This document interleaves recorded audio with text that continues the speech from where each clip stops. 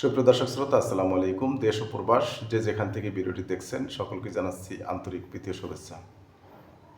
হাজারো হতাশার ভিতরে আশার আলো হচ্ছে অবসরপ্রাপ্ত মাসুদের গ্রেপ্তার। এই মাসুদ কিন্তু বাংলাদেশের জন্য একটি কালপিট ছিলেন। তার সংক্ষিপ্ত পরিচয় আমি আপনাদের সামনে তুলে ধরছি। ইনি কিন্তু আর্মিতে মেজর জেনারেল হিসাবে ছিলেন।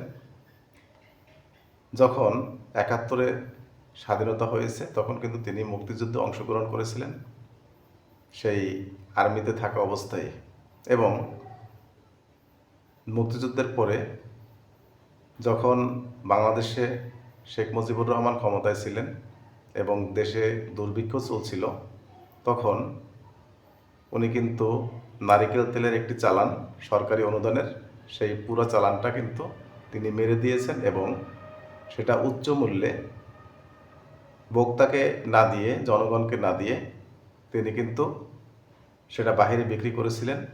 এরপরে শেখ মুজিবুর রহমান জানার পরে ওনার বিরুদ্ধে যখন অ্যাকশন নেবে তখন শেখ মুজিবুরের সাথে লিয়াজু মেনটেন করে উনি কিন্তু রক্ষী বাহিনীতে যোগদান করেন। তা পরবর্তীতে এভাবে তার রাজনৈতিক কেরিয়ার চলতে থাকে। একটা পর্যায়ে উনি কিন্তু শেখ হাসিনার আমলে ফেনীর এমপি ছিলেন। আবার এই যে 111 ঘটল, 111-এর পিছনে কিন্তু এই মাসুদের হাত আছে এবং তিনি কিন্তু নেতৃত্বে ছিলেন। এই মাসুদ আপনারা জানলে অবাক হবেন, বিএনপির জন্য একটি কালপিট, সারা বাংলাদেশের মানুষের জন্য কালপিট। আওয়ামী লীগকে বাঁচানোর জন্য, আওয়ামী লীগকে ফ্যাসিস্ট করার জন্য, ফ্যাসিবাদের দোসর হিসাবে তিনি কাজ করেছেন এবং তারেক রহমানকে নিশ্চিহ্ন করার জন্য তিনি কিন্তু তারেকের মেরুদণ্ড ভেঙে দিয়েছিলেন সেনাবাহিনীর মাধ্যমে। তো সেই কালপিট কিন্তু এতদিন বাংলাদেশের ভিতরেই পালিয়েছিলেন। 5ই আগস্টের পরবর্তী সময়ে এই যে কেয়ারটেকার গভর্নমেন্ট ছিল, কেয়ারটেকার গভর্নমেন্টের যে প্রশাসন ছিল, তারা কিন্তু তাকে খুঁজে বের করতে পারেনি। বর্তমানে বিএনপি সরকার ক্ষমতায় আসার পরে গোপন সংবাদের ভিত্তিতে গোয়েন্দা পুলিশ তাকে মহাখালীর ডিওএসএসের একটি ফ্ল্যাট থেকে গ্রেপ্তার করেন। আসলে তার আমলনামা অনেক ভারী।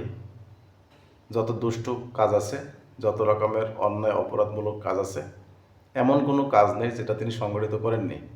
আসলে বলতে গেলে উনি বিএনপির কিন্তু আত্মীয়। যেমন খালেদা জিয়ার যে ভাই আছে সাইদ ইস্কেন্দার, ওনার দুঃসম্পর্কের কিন্তু সম্বন্ধী হতেন। তারপরেও তারেক রহমানকে যতটা আঘাত করেছেন, তাকে মেরে ফেলার জন্য যতটা প্ল্যান করেছিলেন, এর কিন্তু মাস্টার মাইন্ড ছিলেন এই মাসুদ। এখন আমার বারবারই একটা কথা মনে পড়ে, সেই ওবায়দুল কাদেরের কথা, যে মাসুদ তুমি কখনো কি ভালো হবে না। আসলে এরকম মাসুদেরা কখনোই ভালো হবে না। এদেরকে ধরে ধরে দৃষ্টান্তমূলক শাস্তি দিতে পারলে ভবিষ্যতে এরকম কোনো মাসুদ আর তৈরি হবে না। এখন আমাদের দেখার পালা যে এই মাসুদের বিরুদ্ধে সরকার কি অ্যাকশন নেয়। এই মাসুদ শেখ হাসিনার খুব কাছের লোক হওয়াতে তিনি কিন্তু বাংলাদেশ থেকে নিযুক্ত রাষ্ট্রদূত হিসেবেও কিন্তু বিদেশে কয়েকটা দেশে সফর করছিলেন এবং রাষ্ট্রদূত হিসেবে কিন্তু তিনি ছিলেন।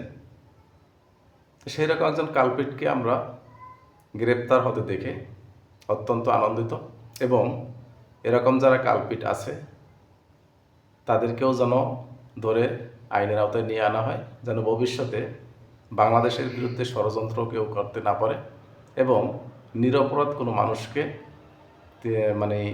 নিরপরাধ কোনো মানুষের উপরে যেন জুলুম নির্যাতন করতে না পারে। দর্শক শ্রোতা, আমার ভিডিওটি আর লম্বা করব না। আমি সংক্ষিপ্ত রূপে মাসুদের পরিচয় আপনাদের সামনে দিলাম এবং মাসুদের কর্মকাণ্ড আপনাদের সামনে তুলে ধরলাম। আমার ভিডিওর ভিতরে যদি কোনো ভুল ত্রুটি হয়ে থাকে অবশ্যই ক্ষমা সুন্দর দৃষ্টিতে দেখবেন, এবং আমার চ্যানেলে যারা নতুন যুক্ত হয়েছেন চ্যানেলটি সাবস্ক্রাইব করে লাইক কমেন্ট শেয়ার করে দেবেন, এবং ফেসবুক পেজ থেকে যারা ভিডিওটি দেখছেন অবশ্যই পেজটিকে ফলো করে দেবেন। ধন্যবাদ সকলকে। আসসালামু আলাইকুম রহমতুল্লাহ।